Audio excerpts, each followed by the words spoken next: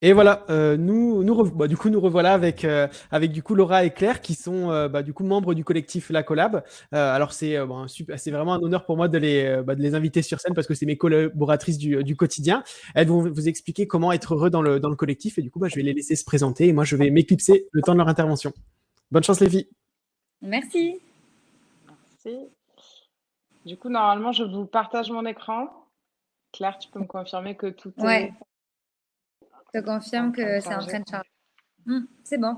On- Bon, ben, bonjour à tous et du coup, ravi de faire votre connaissance au travers de cet événement. Avec Claire, on va vous présenter un petit peu le bonheur est dans le collectif. Vous connaissez le bonheur est dans le pré. Aujourd'hui, vous allez le trouver dans le collectif. En tout cas, on va vous faire un retour d'expérience, un partage d'expérience, nous, de notre aventure en freelance et au travers du collectif auquel on fait partie. Donc, on fait partie du collectif qui s'appelle La Collab.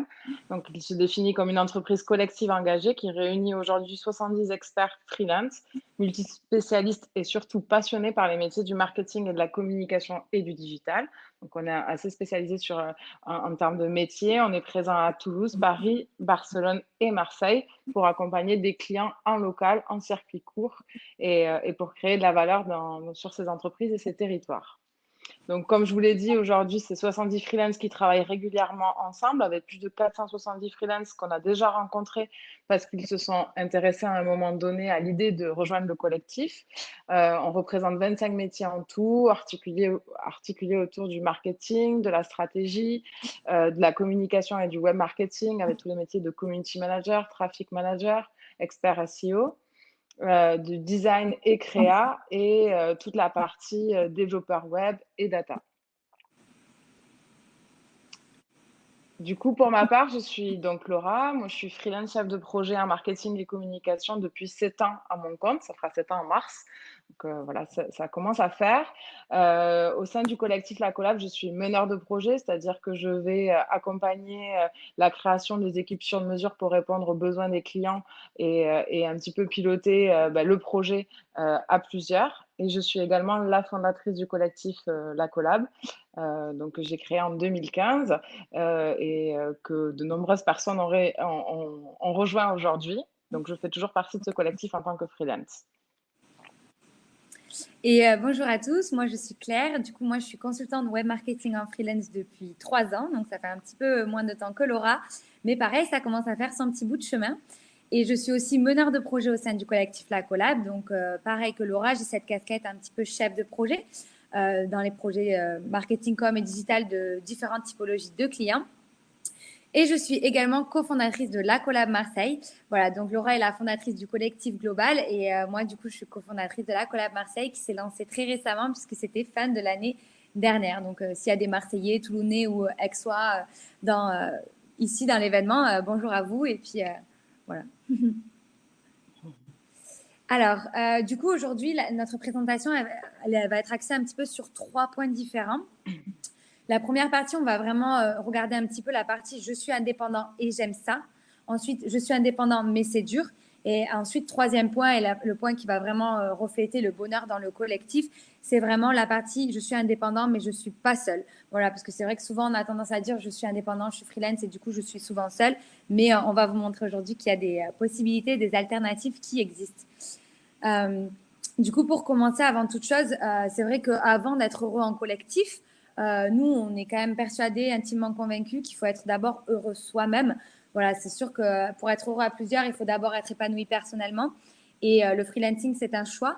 Donc, c'est vraiment un mouvement qui est en plein essor depuis les 10 dernières années. Je pense que ici, on est tous indépendants et tous freelance. Donc, je pense qu'on a bien vu que ce mouvement avait un petit peu le vent en poupe. Il y a presque 930 000 freelance en France depuis. Donc ça, c'est un chiffre qui date de 2019. Donc je suis pas sûre d'avoir le dernier chiffre à jour, mais c'est un petit peu pour vous donner l'étendue du mouvement. Il y a presque 50 freelance qui franchissent le pas chaque année. Donc voilà, on voit que c'est de plus en plus quelque chose qui convainc tout le monde et qui essaie de vraiment que tout le monde rejoint la belle aventure du freelancing. Donc, on voit une forte croissance d'à peu près 145% sur les 10 dernières années. C'est un phénomène qui n'est pas forcément observé que sur le territoire français, puisque c'est un phénomène qui est mondial, vu que de base, c'est un petit peu né aux États-Unis. Voilà. Donc, un petit peu juste pour la version macro et les chiffres. Une donnée capitale par rapport au freelancing, c'est que 90% des freelances le sont par choix. Donc, en fait, on n'est pas freelance par contrainte, on n'est pas freelance parce que des fois, on ne trouve pas de boulot en salarié à côté. On est vraiment freelance par choix, par envie, par passion. C'est vrai qu'il y a même 57% des cadres qui se disent prêts à quitter le salariat pour se lancer en freelancing et 88% n'envisagent pas redevenir salarié à plein temps. Je ne sais pas pour vous, en tout cas, les participants, mais c'est vrai que moi, ça fait 3 ans que je suis freelance et demain, me dire que je dois réintégrer une entreprise, c'est vrai que ça m'est complètement pas possible d'imaginer ça. Après, voilà, donc n'hésitez pas à interagir aussi dans le chat par rapport à ça. C'est vrai que, par exemple, historiquement, le freelancing, ça a été un petit peu l'apanage des métiers de l'informatique, développeur, data analyst, etc., et des métiers créatifs. Mais on voit que désormais, ça touche massivement d'autres activités, comme les ressources humaines, la vente ou l'immobilier aussi, avec par exemple négociateur immobilier, qui est le 4e métier le plus représenté, par exemple. Voilà, après, il y a encore énormément de métiers créatifs qui sont représentés et de l'informatique. Et surtout, il y a beaucoup, beaucoup de demandes pour ces profils-là, qui sont des profils pénuriques, on va dire, et pour lesquels, du coup, il y a beaucoup de demandes, notamment pour la partie vraiment informatique. Alors, les raisons de se lancer en freelancing, c'est vrai que comme je le disais tout à l'heure, le freelancing, c'est vraiment un choix. C'est vraiment quelque chose qu'on a envie de faire. Et du coup, il ne faut pas le faire pour les mauvaises raisons. Et il y en a qui croient que les personnes se lancent en freelance pour l'argent, pour gagner un peu plus d'argent, parce que du coup, on n'est pas bloqué par un salaire fixe. Mais ce n'est pas le cas, ce n'est pas la raison principale pour laquelle les personnes se lancent en freelance. La motivation principale, c'est surtout la liberté d'organiser son temps. Je pense que ça, c'est vraiment quelque chose de très, très précieux et qu'on apprécie tous. Il me semble que c'était Inde qui me disait tout à l'heure, en tout cas dans son intervention, que depuis qu'elle était freelance, elle voyait vraiment l'utilité en fait d'organiser son temps et de faire que des choses qu'elle estimait utiles. Voilà. Et du coup, nous, on est assez curieux aussi, pareil, d'entendre un petit peu vos raisons, pourquoi vous vous êtes lancé, vous, en tant que freelance. Voilà, est-ce que c'est la liberté d'organiser votre temps, le meilleur équilibre entre vie professionnelle et vie privée, meilleur épanouissement professionnel, meilleure performance, augmenter ses revenus et potentiellement une autre raison. Voilà, c'est toutes ces raisons qui font que aujourd'hui, vous êtes heureux en tant que freelance et on est tous heureux en tant que freelance et qui potentiellement, du coup, vous permet un épanouissement professionnel et donc aussi personnel. Mais du coup, forcément, il y a aussi des freins à se lancer dans le freelancing. C'est sûr qu'il y a beaucoup de bonnes raisons, mais il y a aussi des freins et il faut les connaître avant de se lancer parce que c'est la réalité en fait de la vie de freelance. Donc, du coup, pour beaucoup d'entre nous, si vous voulez vraiment être heureux en tant que freelance, il faut vraiment être sûr de connaître tous les tenants et les aboutissants de ce statut avant de vous lancer. C'est quand même super important. Voilà, c'est vrai que la sécurité de l'emploi, elle n'est pas garantie. Il faut se bouger, entre guillemets, pour trouver ses propres projets. Il n'y a pas de commerciaux, en fait, qui travaillent pour nous. On est nos propres commerciaux. Il n'y a pas d'affaire toute cuite qui va tomber. Vous n'allez pas vous réveiller et avoir des dossiers sur votre bureau. Non, ce ne sera pas du tout le cas. Voilà, vous êtes votre propre commercial, donc ce n'est pas facile tous les jours. Mais c'est une situation de challenge permanente qui peut causer à la fois du stress et qui peut causer aussi des montées, on va dire, très positives aussi. Donc, il y a pas mal d'insécurité qui est liée à ça. On voit par exemple qu'il y a 17% de personnes qui craignent une baisse des revenus, 18% qui craignent du coup la sécurité de l'emploi, comme je le disais aussi. Et j'ai cité précédemment la motivation. Comme motivation, c'était l'équilibre vie perso. Il y a beaucoup de freelance qui se lancent en pensant qu'il va avoir un meilleur équilibre entre la vie perso et la vie pro. Alors, c'est tout à fait vrai, ça peut être une vérité, mais ça peut être aussi un vrai frein. Voilà, il faut savoir qu'en freelance, c'est pas facile de décrocher tous les jours, que ce soit à la fin de votre journée ou en vacances, par exemple. Généralement, on n'a pas forcément quelqu'un pour prendre notre relais, donc on est quand même obligé de rester un minimum connecté. Et par exemple, on n'a aussi pas de séparation entre la vie pro et la vie perso, parce que la plupart d'entre nous, on travaille à notre domicile. Donc voilà, c'est quand même des contraintes à prendre en compte et notamment que vous gérez une vraie entreprise. Mais une fois que vous savez un petit peu tout ça, vous avez tous les tenants et les aboutissants de tout le statut et de tout ça, vous pouvez vous lancer sereinement en fait dans l'aventure. Et comme je disais, être indépendant, ça présente énormément d'avantages, dont cette liberté qui est juste magnifique. Mais dans tous les cas, pour la plupart des cas, vous êtes seul quand même face à beaucoup de responsabilités et beaucoup de missions. voilà, vous êtes un petit peu seul tous les jours à gérer votre stress, vos moments de joie, vos émotions. Donc, ça peut être quand même vite difficile à gérer. Mais bon, vous me direz, c'est difficile quand même de tout avoir hein, dans la vie. Mais à mon sens, il est possible du coup de tout avoir en étant freelance. Et c'est justement faire partie d'un collectif pour avoir des collègues en fait. C'est possible du coup de partager, travailler sur des missions avec d'autres talents, travailler en synergie. Et c'est pour ça que moi, personnellement, j'ai rejoint le collectif parce que j'y trouvais vraiment mon bonheur de partager, de avoir ce réseau d'entraide en fait et de bénéficier de synergie pour tous. Comme le disait Claire, effectivement, moi, un petit retour d'expérience, j'ai adoré il y a 7 ans me lancer en freelance parce que j'aimais mon métier, j'avais le choix de mes missions, je me sentais libre, je pouvais être challengée sur plein de sujets et choisir ces sujets. J'avais l'impression de gagner aussi ma vie sur vraiment mon travail et mes compétences, me sentir beaucoup plus utile. C'était un mode de travail qui correspondait plus, je trouvais, à ce qu'attendait aussi le marché et les entreprises. Donc c'était vraiment très stimulant et en même temps, ça me manquait énormément de ne pas boire le café avec mes collègues le matin, de ne pas pouvoir partager mes petits bons plans, de ne pas pouvoir challenger mes idées aussi et mes projets, les sujets sur lesquels je travaille, de ne pas avoir un effet miroir, par exemple. Ce qui pouvait me manquer aussi, c'était d'avoir toute la partie entraide et bienveillance d'un collègue qui va vous dire bon, ben là, je crois que tu n'as pas assez dormi, il faut aller aussi te reposer et savoir couper le week-end et te mettre en off. Ou avoir aussi un collègue qui va te ramener un business tout cuit et que tu auras juste à dérouler. Moi, ce qui me manquait vraiment en étant freelance seule, c'était de se dire que ensemble, on aurait pu aller tellement plus loin. Et donc, c'est l'idée du collectif d'être dans le freelance through freelance. Et quand on parle un petit peu davantage de collectif, on a fait un petit tour d'horizon et on a récupéré quelques témoignages de certains des membres du collectif La Collab. Eux, voilà, ce qui ressort le plus souvent, c'est combattre cette solitude tout en restant indépendant, d'avoir cette liberté d'action, de choix et cette indépendance.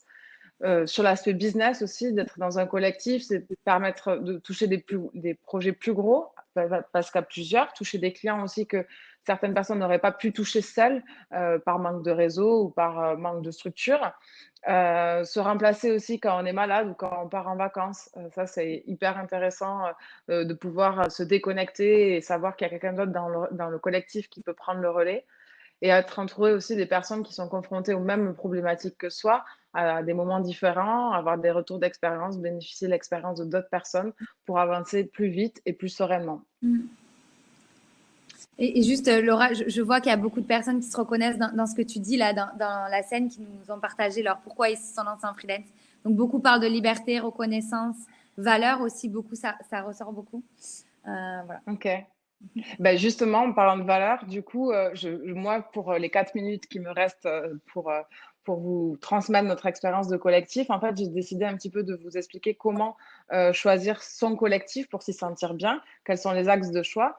Donc, un des premiers critères déterminants, à mon sens, c'est choisir un collectif aussi en fonction de ses valeurs, puisque c'est ça qui vont nous réunir, nous fédérer et nous faire avoir confiance au groupe et à la communauté.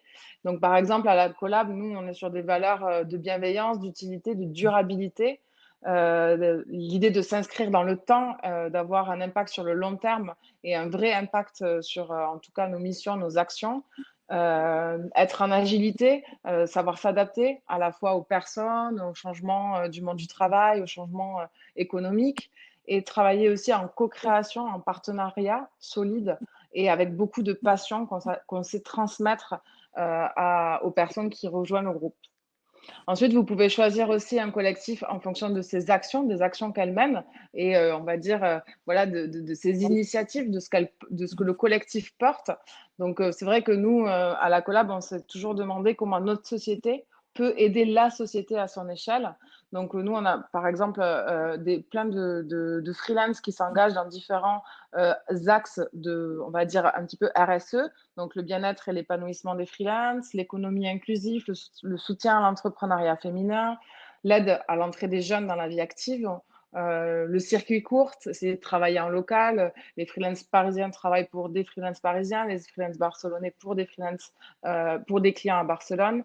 Et aussi avoir un juste prix dans la qualité de service, à la fois pour que le client arrive à avoir son retour sur investissement, mais à la fois pour que le client se sente bien le freelance se sente bien dans son activité.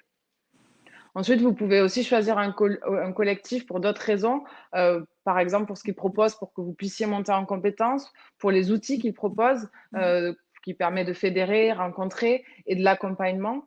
Alors, à titre d'exemple, à la Collab, on a un programme qui s'appelle le Néolab, qui est un programme d'incubation pour des freelances qui se lancent dans l'aventure entrepreneuriale en indépendant. Donc, c'est des saisons de 6 mois où on va avoir un programme de mentoring qui va venir faire monter en compétences, partager et avoir un certain appui pour faciliter ces premiers mois d'activité. Après, le réseau, le collectif, c'est d'abord un réseau d'entraide avec une chaîne Slack, avec des échanges, des bons plans, des bonnes pratiques, des retours d'expérience sur des sujets difficiles ou des sujets plutôt positifs. On a aussi des événements sous format un peu formation où on va enrichir nos compétences, s'enrichir mutuellement de nos compétences et nos expertises dans différents domaines, puis des événements plus informels, plus conviviaux qui nous permettent simplement de mieux se connaître. On fait aussi également de la formation inter-freelance pour s'aider à monter en compétences tous ensemble et pouvoir répondre au mieux aux besoins des clients. Ensuite, vous pouvez choisir aussi un collectif en fonction de sa méthode de travail par rapport à votre façon de travailler, la façon dont vous suivez un client, la façon dont vous construisez vos livrables. Alors, nous, par exemple, c'est l'agilité et la co-création. On aime bien que le client fasse partie de l'équipe et que ce soit vraiment une émulation collective qui fasse naître les projets. On est vraiment dans tout ce qui est intelligence collective. On se dit toujours qu'à plusieurs cerveaux, le projet sera meilleur et sera plus réussi.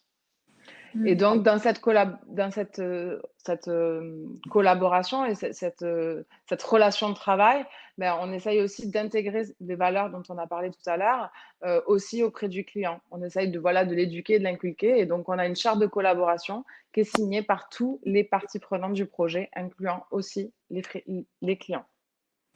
Après, vous pouvez choisir aussi un collectif pour intégrer un réseau de partenaires, un réseau que le collectif a déjà. Donc, ça peut être des partenaires dans le milieu du freelancing pour vous développer professionnellement, pour développer votre carrière et trouver des outils pour développer votre activité et vous développer à vous personnellement. Mais ça peut être aussi des réseaux d'entrepreneurs, d'incubateurs, des réseaux d'écoles, si certains d'entre vous sont indépendants et donnent des cours. Ça peut être des choses que vous pouvez aller retrouver grâce à un collectif. En tout cas, l'idée, c'est que si vous avez envie de la jouer à plusieurs et que vous n'avez plus envie d'être seul, n'hésitez pas à rejoindre un collectif ou en créer un. Il y en a dans toutes les villes, il y en a à l'échelle nationale, il y a des cellules locales, il y a plein de choses qui se font. En tout cas, je vous invite vivement à regarder un petit peu tout ce qui se passe.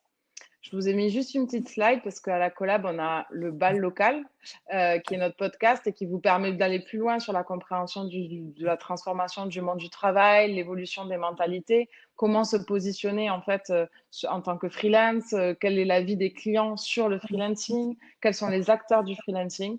Donc, si ça vous dit d'aller plus loin après ce petit événement, n'hésitez pas à nous retrouver. On a un Instagram qui s'appelle bal.local. Et pour conclure, puisque je sais que je suis en train de dépasser le temps, Théo, je suis navrée. Et pourtant, Dieu sait que j'ai fait vite. Pour conclure, vraiment, ce que j'ai envie de vous dire, c'est que c'est vrai que le collectif, c'est une voie d'épanouissement et du bonheur au travail. Mais il faut se dire qu'un collectif, c'est avant tout un choix que vous faites à un moment donné de faire partie d'une communauté. Et faire partie d'une communauté, il faut avoir conscience qu'il faut accorder du temps au groupe, aux gens que vous rencontrez pour les connaître. Il faut du coup se rendre actif, être actif, s'impliquer dans la création de ces liens qui vont créer la confiance et l'entraide. L'idée, quand vous rejoignez un collectif, c'est aussi de donner une autre dimension à votre activité et vous êtes prêt et vous avez envie de donner pour pouvoir recevoir un retour et vous recevez en fois 1000, je vous le garantis. Mais top, merci les filles, c'est une belle conclusion et j'espère que ça vous donnera envie à tous de rejoindre un collectif. Le collectif de la collab, bien sûr, vous est ouvert sur les différentes villes. Et si vous avez envie d'en créer un, bah, vous savez maintenant où nous joindre. J'en profite juste parce que des formations professionnelles de communicants, on a voulu faire un truc un peu sympa pour l'événement d'aujourd'hui. On a fait un petit filtre Instagram qui est retrouvable du coup sur sur le Instagram lacollab.digital. Donc si vous voulez l'utiliser, vous prendre en photo avec pour montrer que vous avez participé à l'événement, ce serait vraiment top. C'est un truc un peu sympa. Voilà, c'est le petit truc en plus. En tout cas, merci Laura et Claire d'avoir présenté le collectif. Et Mélodie, je vais te laisser présenter la suite des activités. Merci beaucoup les filles. Moi, je suis à Nice et on a aussi des super collectifs de freelance qu'on soutient beaucoup. Et bravo pour ce que vous faites. Donc, vraiment, si l'idée vous séduit, contactez-les. C'est vraiment sympa. Alors, la suite. Vous avez encore 10-15 minutes de pause en termes de contenu, on va dire. Je vous invite à faire deux choses différentes. Soit vous rentrez dans la partie expo sur la gauche et là, vous allez pouvoir parler soit couverture santé avec quelqu'un de WeMind, soit comptabilité, facilité avec Pépite, quelqu'un de chez Pépite. Sinon, quelque chose de très, très sympa qui n'est que sur cet outil-là, qui s'appelle le réseautage. Là, il y a la petite bulle aussi à gauche. Et là, c'est comme un chat roulette. Donc, vous allez rencontrer au hasard un participant et vous avez 4 minutes pour vous parler maximum et vous pouvez échanger vos contacts à la fin de ces 4 minutes ou passer à quelqu'un d'autre. Voilà, je trouve que c'est vraiment très sympa. On se retrouve dans les sessions à 16h10 et là, c'est les freelance docteurs. Donc, vous allez pouvoir choisir la consultation de votre docteur en freelance. Donc, il y a quelqu'un qui va vous parler des statuts de freelance d'indépendant, quelqu'un qui va vous parler de leadership, et oui, on peut avoir du leadership quand on est indépendant, quelqu'un qui va nous parler de projet bébé et de maternité quand on est indépendant, et enfin, comment on peut obtenir un crédit immobilier quand on est indépendant. Donc voilà, des choses très très concrètes. Vous pouvez vous balader facilement dans l'outil et on se retrouve à la toute fin sur scène en conclusion si vous êtes encore là. Merci beaucoup les filles et bonne suite de conférence. Merci à tous.